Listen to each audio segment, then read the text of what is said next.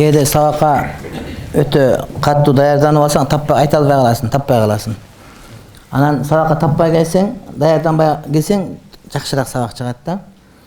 Анан мен анын кийин билдим сыры каякта экенин. Сыры сабакты көбүрөөк даярдансаң, өзүң көбүрөөк таянып алат экенсиң да, мен окуп келдим го депчи.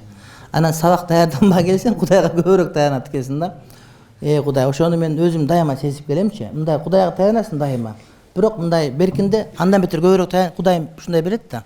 Анан ушу сабак баштаганда бул кишинин кадыры түшүп калбасын, абдан аракет кылып, анан өзүм азыр мына туулгандыгын болсом тактап айттым элем. Анан сүрдөп таппай калдык, кийин так айтып берем иншалла. Бирок ошол айтайын дегеним, мындай бир Кудайга таянууну дайым эстен чыгарбаш керек экен да. Кээде ушинтип окудум, ушуну айтып берем деп өзүңө мындай сүйүнүп аласың да, жакшы окудум, ушуну айтып берем, ушуну китептен карадым, бияктан карадым, маалымат топтоп келип, ыхласың түзө эле, чын ниет айтып бересиң да. Бирок ошо кээде мындай бир якин жукара түшүп айтыр, ошондой болуп туруп, анан кийин Кудай таалам кадимкидей эле жазалап коётчу. Аны көрүп турам өзүм мен. Бирөө экинчи аял тийиптир турмушка, аял киши. Анан биринчи аял билип калып, ал сенден балалуу болбосун деп Куран карматып, касам иштеп иширип коюптур. Эми экинчи аял төрөйм деп атыр, эмне болот дейт. Касамын бузат, кафарат төлөйт.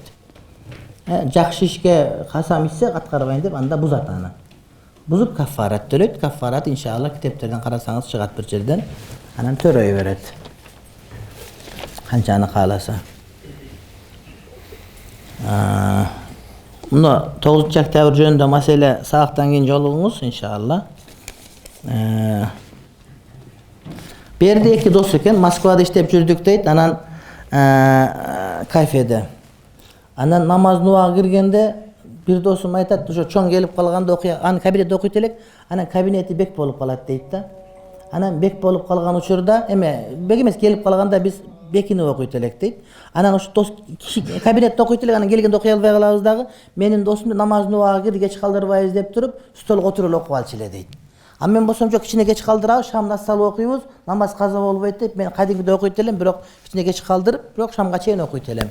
Кимибиздики туура дейт да. Экөөңкү тең туура. Бирок сеники туураараак. Анткени жанагы руку кыям менен толук болгон жакшыраак болот да. Анан бирок кетпей калса эмне болуп калат?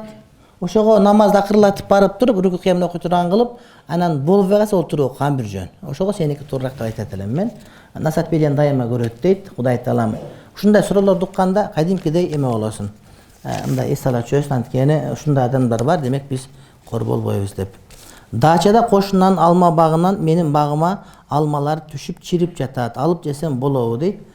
Сурап коюш керек бирөөз, сураш керек. Биздин кошунан өрүктөр бизге түшүп турчу, анан биз сурачыбыз, жеп койсок болобу десек болот дейт, анан жечүбүз. Анан кийин кыйып койду.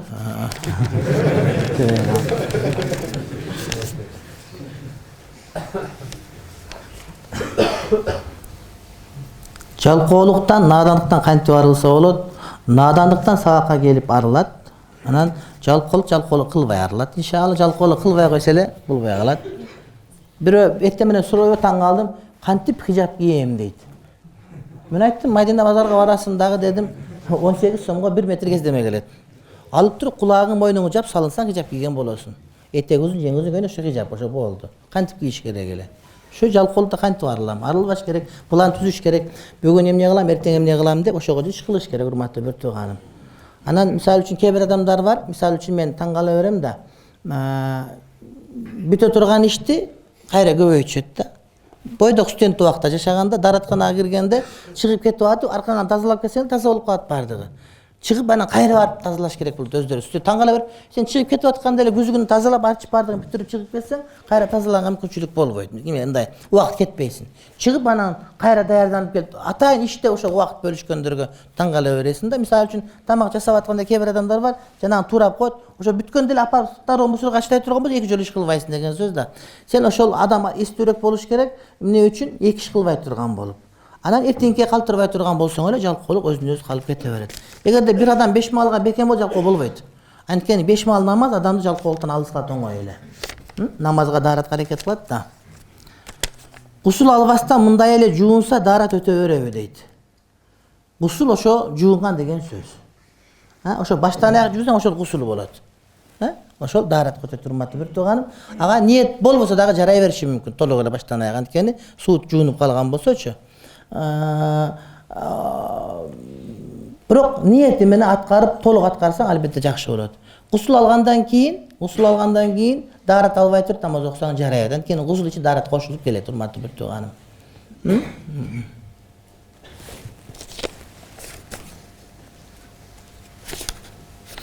Атам намаз окуйт, даватка чыгат, бирок эжемдин хижабына каршы дейт. Кандай дават экен бул? Силердин даватка чыгабы экен же бөлөк даватка барабы экен? Кандай бунуку? Эми жаңы чыкса керек да, билбейт да. Чыга берсе келип калат. Жалпы мусулмандар үчүн, ислам дини үчүн көп кызмат кылып келе жатасыз. Аллах узун өмүр, чың ден берсин сизге. Ак сээли сиздин сабактарыңызга чаңкап турат. Бош убактыңызда белгилеп уюштурсак болобу дейт. Мен негизи мына кыштын күндөрү самолет менен барган жерлерге эле барам, же жакын жерлерге барам.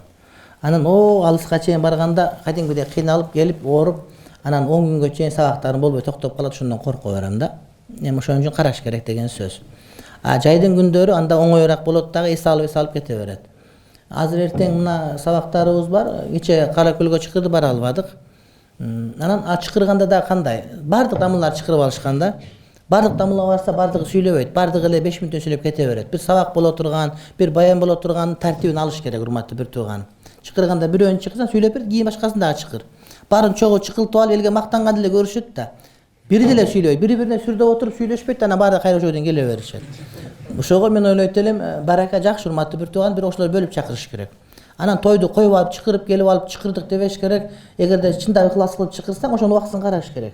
Качан койсок болот, ушуга келе аласызбы депчи. Анан ошондо барсаң, барып 3 саат, 4 саат айтып, баян айтып сүйлөп, анан кайра келесиң деген сөз. Эртең 15-те Токтогулга бар, Токтогул шаарчасы сабагыбыз бар. 15-inde саат 3-төн ошол 5-6-га чейин иншалла. Анан хавастар менен жолугушуу бар кичине. Андан кийинки бир айдын ичинде Ноокатта болушу мүмкүн, Тельман деген тарапта эл аябай көп. Ноокат эл аябай көп чындыгында. Андан кийин башка жок, бардыгы шаардын ичинде гана, Бишкекте. Анткени сабактар үзүлбөш керек.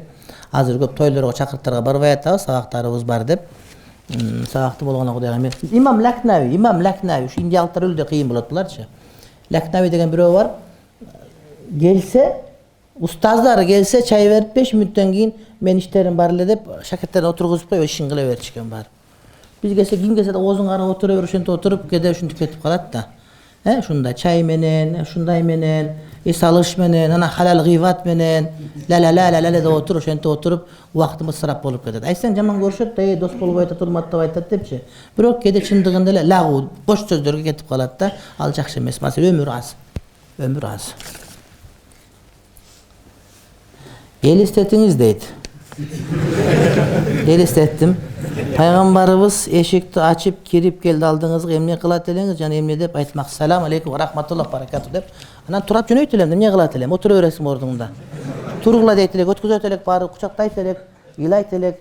Анан дуасын алат элек. Эмне кылат элек? Ушунтайбыз да бардыгыбыз. Анан силер эмне кылат элеңер? Эмне кылат элеңер?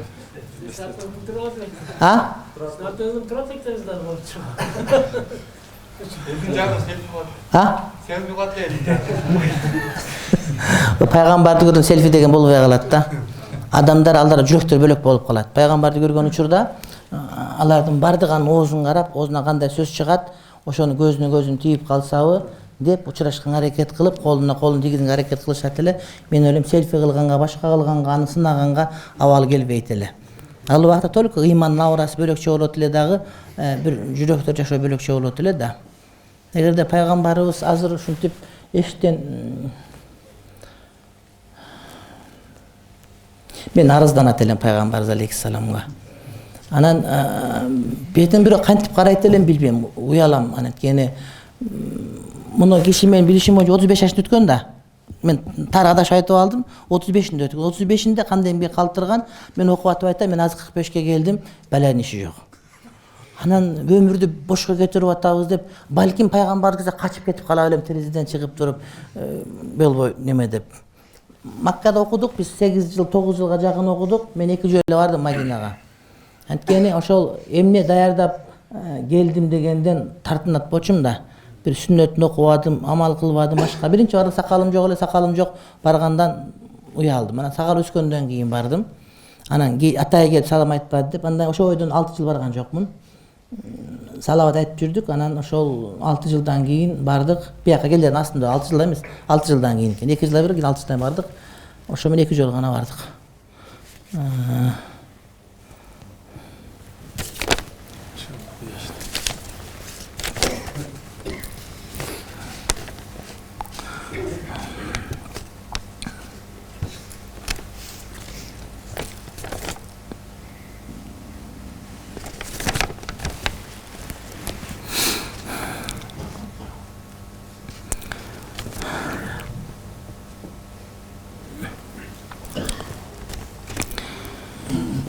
Atam apama suuq мамиле кылат. Экөөсү чогуу жашаганына 30 жылдан өтүп калды.